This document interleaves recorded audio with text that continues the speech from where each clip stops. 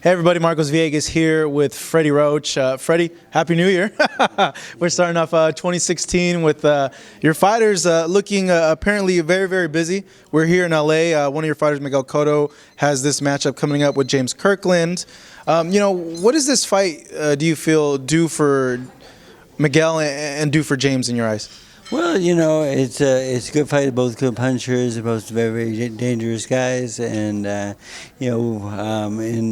we've been off for a long time. We had a long layoff, and so this is I think it's a good fight for us for the first one back, and and then he did make it a statement that this might be his last year of boxing, and so we want a big win here, and I think we can get that win. Plan to breaking him down and work the body really hard in the early rounds and take him out in the late rounds.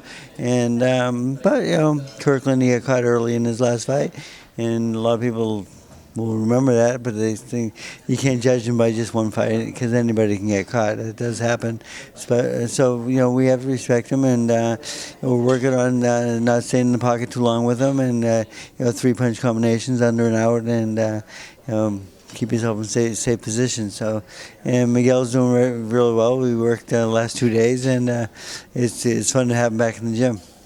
For you, being his trainer and you saying that this is his final year in boxing, what are some of the goals for him being this last year, and what type of matchups you want to see him after this fight, and who in particular? Well, I thought we won the last fight, and we want him as possibly in a rematch, and it's a very controversial decision. I thought the Canelo fight, but it was a good close fight. But the thing is, I still thought we won the fight, and I would like that fight. And he did give Mayweather one of his best fights of his life, and if Mayweather does come back to the table and comes out of retirement, which I think he will, I think we should get a shot at him. So, but we'll see. I mean, I had two guys that both could get shots from either way, but we'll see.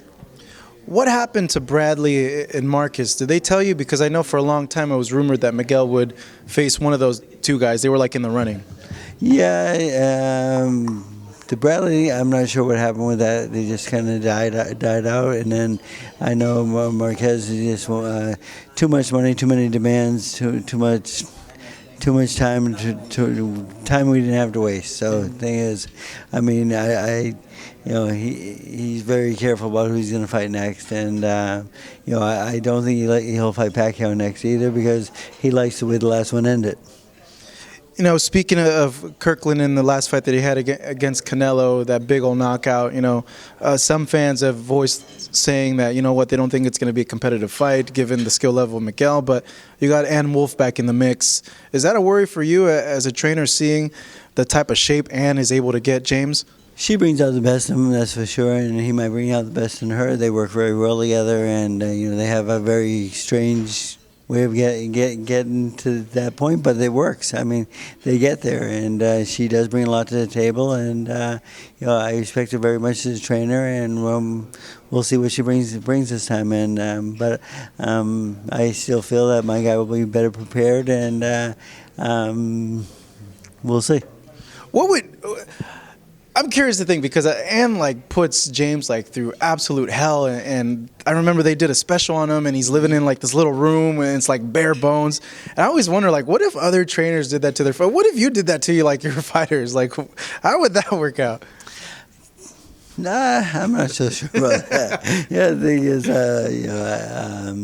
she does have some odd methods and odd exercises, and so forth, but they do work for her, and but everyone's not the same, and I don't believe in that. But the thing is, that's what it may take to get him there, though. I mean, she is I think she locks him up to the bed at night, so the handcuffs he can't get out of, and keeps him very strict, and she's very good for him, and I don't know why she's not here right now, because we're missing. She's preparing that dungeon for him. Possibly. You mentioned that 2 days ago was the first time that Miguel had a workout in a very long time. How did he look? Great.